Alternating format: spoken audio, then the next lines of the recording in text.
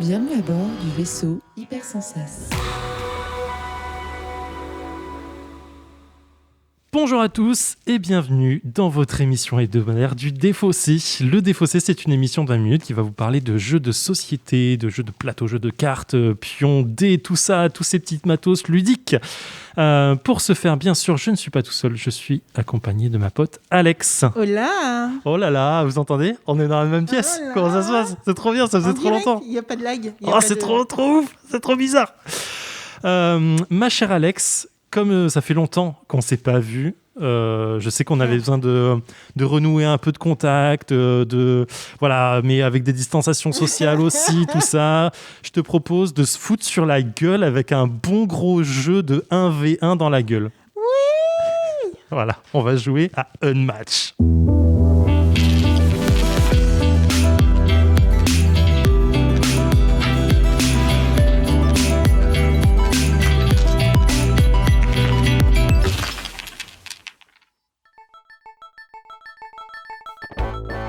Unmatch, c'est un jeu édité par Mondo Games et Restoration Games aux US et localisé par Yellow en France.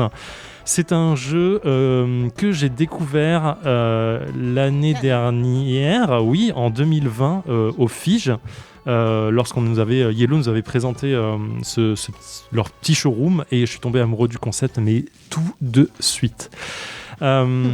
Pour la petite fiche Wikipédia, c'est un jeu de Rob Daviau et de Justin D. Jacobson et des graphismes de Jay Cho, Jason Taylor et Lindsay Davio. Bon, après, il y a plein de personnes qui font l'illustration de couverture, de cartes, de plateaux, éditions, machin. Unmatch, c'est quoi ? C'est parti, je pense, du délire des gens qui se disent « Et tu penses que c'est qui le plus fort entre eux ?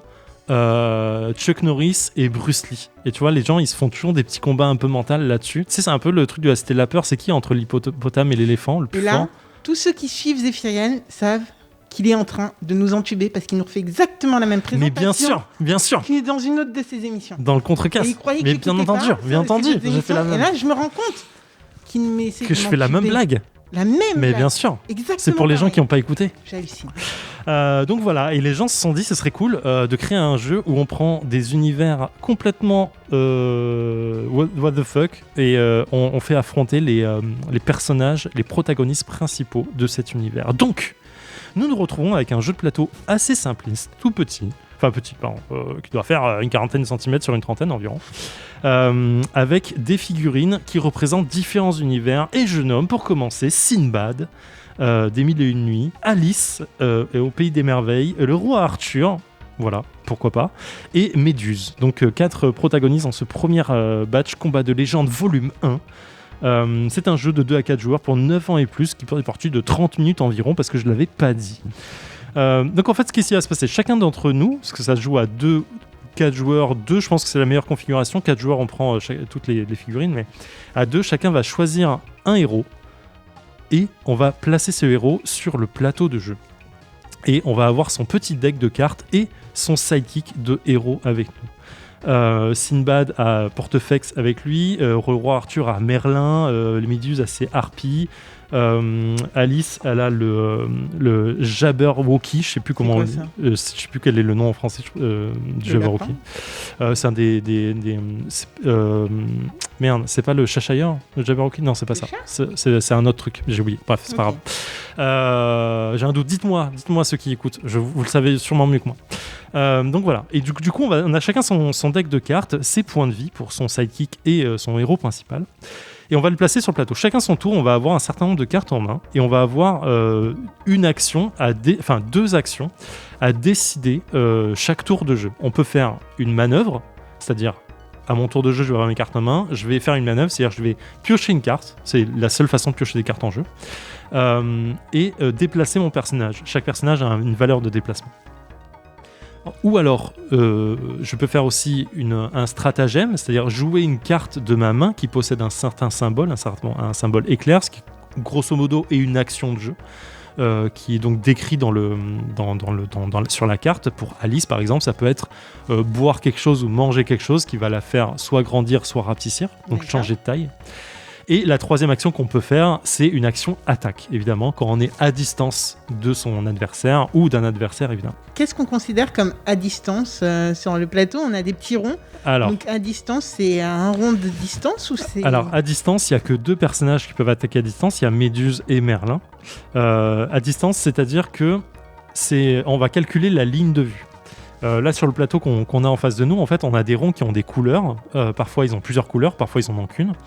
Et chaque couleur en fait correspond en fait à la distance de vue vers la couleur identique d'une autre case. C'est-à-dire quand je suis sur une case qui est à la fois verte, bleu et marron, j'ai à portée de vue toutes les cases qui portent du bleu, du vert ou du marron. Ok. C'est pour faciliter les prises de vue, parce que sur les jeux de figurines, les lignes de vue, c'est vraiment quelque chose de complexe et qui est souvent... si vous voyez plus de la moitié de la case ou plus de la moitié de la figurine en hauteur ou en vrai, c'est vraiment complexe de ouf. Et donc voilà, effectivement, là tu pointes deux cases, une case où il y a du vert, c'est-à-dire qu'elle voit toutes les autres cases vertes parce que en fait là c'est une terrasse et du coup elle est en surélévation, donc on voit tout le terrain du bas et ainsi de suite. Tu vois. Donc voilà, c'est un peu l'idée de faciliter ça. Et après, toutes les cases sont reliées par des traits noirs qui permettent de se dire je peux me déplacer là, et ainsi de suite. De là, je peux pas aller là, mais je peux pas aller... Non, on évite les là. Oui, pardon, effectivement. Évidemment, quand je suis sur une terrasse, je peux pas descendre si j'ai pas un escalier ou une échelle ou ainsi de suite. Donc voilà, tout est représenté dans ce sens-là. Et on va continuer le tour du jeu, comme ça, piocher des cartes, attaquer, se déplacer, et ainsi de suite, jouer des actions jusqu'à ce que l'un des 2 adversaires n'ait plus de points de vie. On parle du protagoniste principal, pas du sidekick. Le sidekick peut mourir à tout moment. Mais le protagoniste principal, dès qu'il arrive à 0 points de vie, l'adversaire gagne. Ou alors, jusqu'à ce qu'il n'y ait plus de cartes dans le deck, qu'on puisse plus tirer de cartes. Ça veut dire quoi? C'est-à-dire qu'à chaque fois un joueur doit piocher une carte, mais qu'il n'a plus de cartes dans le deck, son personnage perd 2 points de vie. Donc ça accélère les choses. Très très vite derrière. Donc voilà, et dès qu'on a fini de tabasser l'autre à mort, on a gagné le jeu et on peut se moquer de lui, tranquillement. Ça, on aime cette partie. C'est plutôt pas mal. C'est un jeu que je kiffe bien parce qu'il est assez dynamique. Les decks de cartes ont une base toute commune dans les cartes, c'est-à-dire les actions assez classiques de déplacement, de machin. Et chaque personnage a son petit plus de pouvoir, ces cartes à lui qui sont spécifiques là-dessus. Ça peut être Sinbad qui va avoir un truc de déplacement très rapide, Alice qui va avoir le fait de grandir ou de rapetissir pour augmenter sa force ou augmenter sa défense, le roi Arthur qui met des patates de forain, et Méduse qui est vraiment à distance. Donc, Méduse a un gameplay un peu particulier, plus complexe.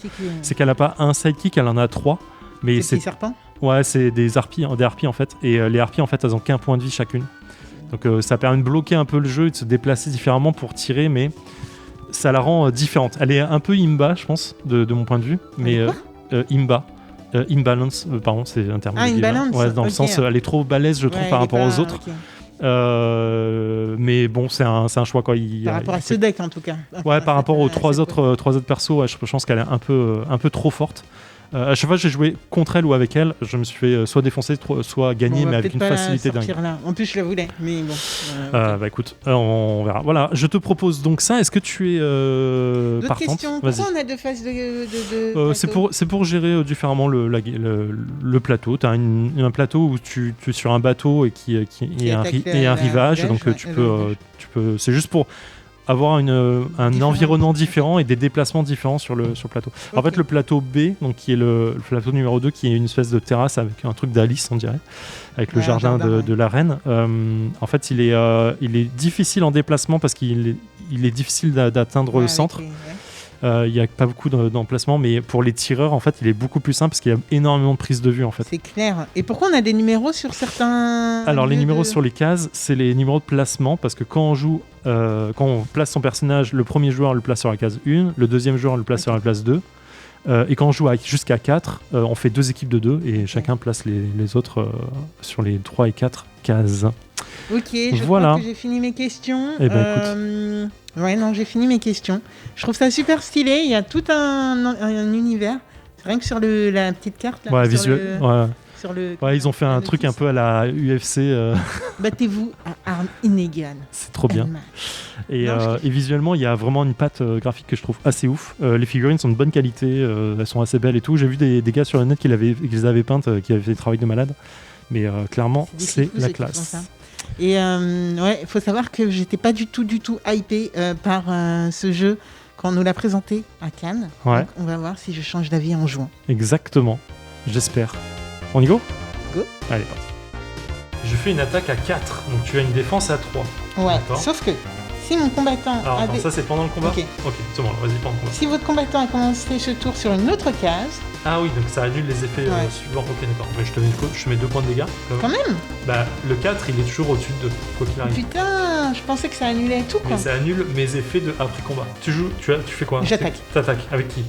Simbad, D'accord. C'est Sinbad qui attaque. Qui ? qui attaque lui. Qui attaque Alice. Ok. Après, c'est de la tactique de déplacement. Hein. C'est du blocage. Tu vois, en fait, il n'y a que ça et ça. Donc, par exemple, moi, je peux pas reculer là. Donc, là, tu peux pas non plus. Mais imaginons que tu arrives à faire le tour là. Tu vois, ça m'oblige à te poursuivre. Enfin, c'est le. En fait, il faut se servir de ses sidekicks. Et nous sommes de retour dans le défaussé après 15 minutes et 55 secondes de Unmatch, combat de légende Sinbad versus Alice. Un jeu édité chez Yellow toujours. Ma chère Alex, qu'est-ce que tu as pensé de ce jeu ? Je suis vraiment très nulle à ce genre de jeu et du coup c'est vrai que très vite je suis là c'est fin du game, je deviens blasé sur ce genre de jeu Ouais, parce que je sais que je me sentir. fais défoncer direct, donc vraiment pour le coup je pense que c'est juste le genre de jeu où je suis pas dedans parce que j'y arrive pas et du coup ça me sort, mais je comprends complètement l'attrait. Dans le sens où déjà t'as plein de personnages différents et du coup t'as une rejouabilité qui doit être assez folle, surtout si tu multiplies par le nombre de boîtes et du coup le nombre de plateaux qui sont à disposition. Sur les mécaniques de jeu direct, écoute, franchement c'est plutôt classique comme mécanique de jeu en fait. C'est fluide, ouais, c'est simple. C'est simple et classique. C'est simple à prendre en main, c'est simple à comprendre. Après la prise en main, on y arrive ou on n'y arrive pas, un peu comme moi là actuellement. C'est un jeu qui est splendide, en tout cas le peu d'illustrations qu'on a sont vraiment dinguissimes. Ouais, grave. Enfin je dis le peu parce que j'avoue que je remarque plus le dos des cartes que l'intérieur des cartes bizarrement. Ouais, en fait le dos du carte, le graphisme derrière le dos des cartes est vraiment stylé à chaque personnage, donc il y a un truc ultra cool. Il y a un truc assez cool. Beaucoup de textes, vraiment ça peut rebuter je pense quand on commence ce jeu. Après, en fait, c'est facile à lire, mais ça déroule, comme on vient de le dire, la prise en main n'est pas trop compliquée non plus. Donc voilà, mais c'est vrai que c'est le genre de jeu que j'arrive pas à maîtriser du tout pour ma part, parce que c'est très tactique. Je sais jamais trop quoi faire de mes cartes. Quand je suis bloqué, je sais jamais trop comment m'en sortir. T'as essayé de me donner une petite strat, mais en vrai, en fait, je voyais tellement pas le bout que j'étais là, vas-y, on perd. et next. Drop, allez. Mais non, mais en fait, j'avais un personnage Sinbad qui attaquait en mêlée comme le tien. Et en fait, tu m'as bloqué en premier. Et en fait, après mes 2 actions, je me disais, il faut absolument que dans mon deck, j'ai du voyage pour attaquer fort. Ouais. Sauf que pour avoir du voyage, il faut attaquer. Donc, il faut rester en mêlée. Donc, en fait, est-ce qu'il fallait plutôt utiliser le sidekick pour justement défausser ? Non, même pas en fait, puisque le voyage, je ne peux l'avoir qu'avec Sinbad. Donc en fait, tu dois servir de punching ball au début pour devenir un petit peu en mode berserk, mais en même temps, si t'arrives pas à t'échapper, tes points de vie, t'en as 15, ça fond vite, quoi. Enfin, je sais pas. Franchement, alors que toi, direct, en devenant grande, tu faisais déjà du +2. Ouais.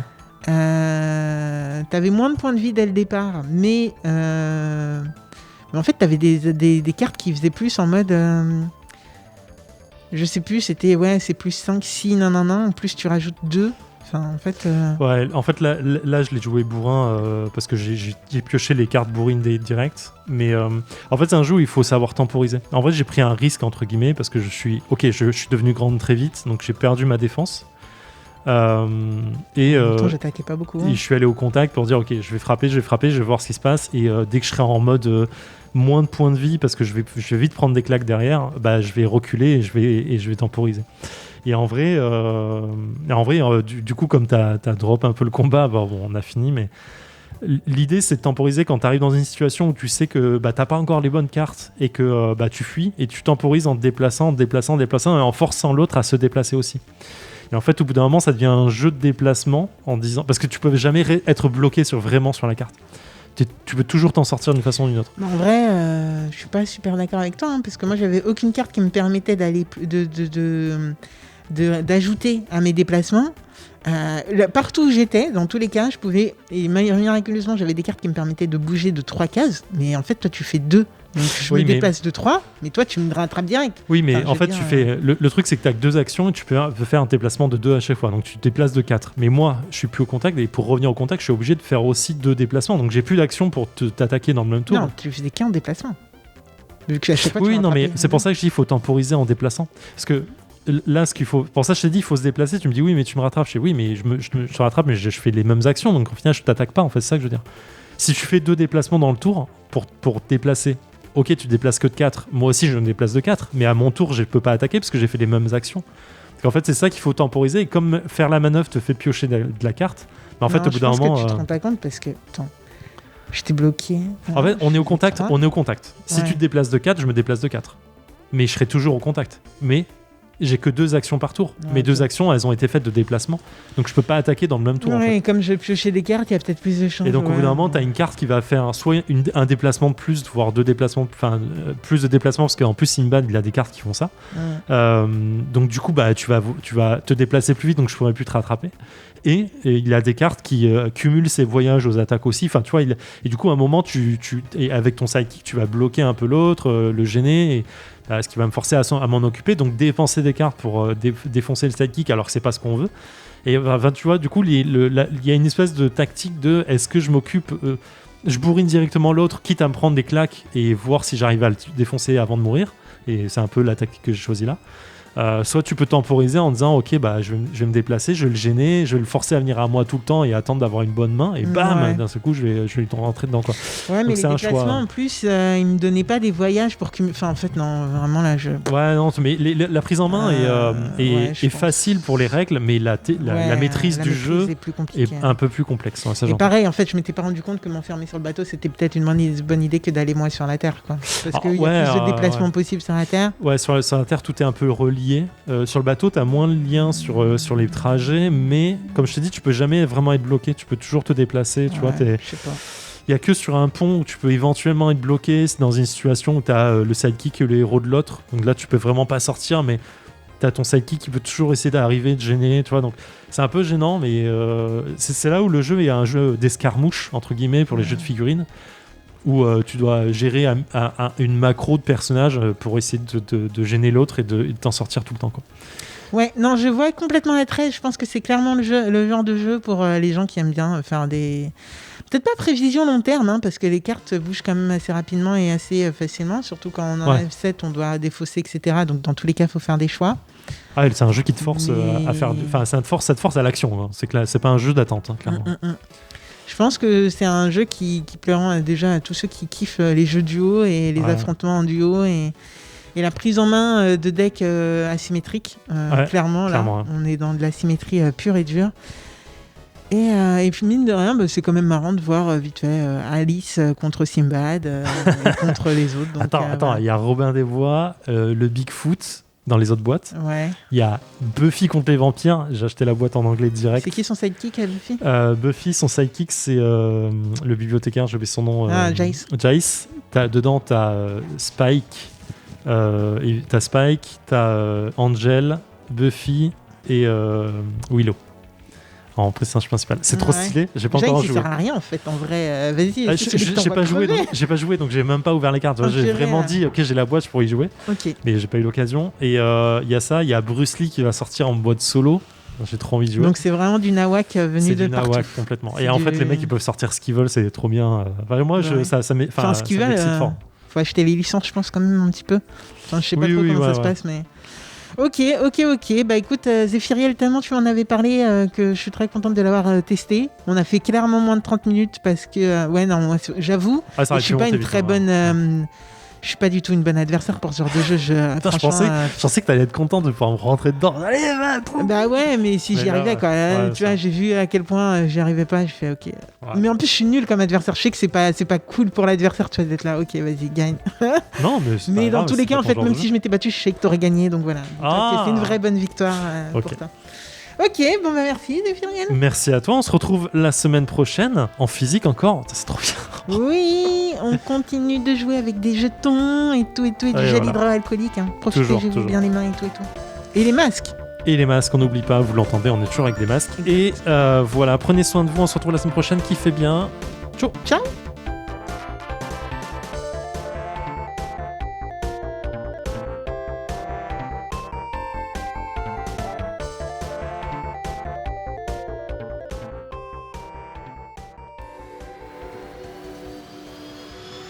Fin de transmission.